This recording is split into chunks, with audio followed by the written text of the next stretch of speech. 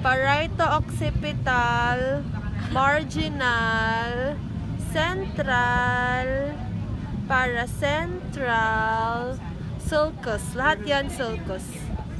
Tapos, ito yung posterior at ito yung anterior. Ha? Okay. Tapos, yung mga lobes nila, you have your sa ilalim mamaya. Cuneus, precuneus, or cuneus. Hindi ko alam yung tama.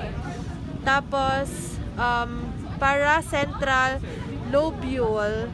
Tapos, medial frontal gyrus. Okay, tapos ito pala yung na-identify natin. Corpus callosum, callosal sulcus. Sa taas niya yung cingulate sulcus. Tapos, ito yung hula namin na anterior commissure connected to the optic chiasm. Ayan yung dalawang optic nerve. Tapos, ito yung interthalamic adhesion. So, we're guessing na ito yung thalamus. Tapos, ito pala yung choroid plexus of the third ventricle.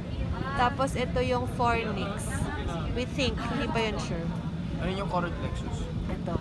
Ayan. Ayan. Tapos, ito yung pituitary or hypophysis. Pituitary gland or hypophysis. Yun pa lang so far.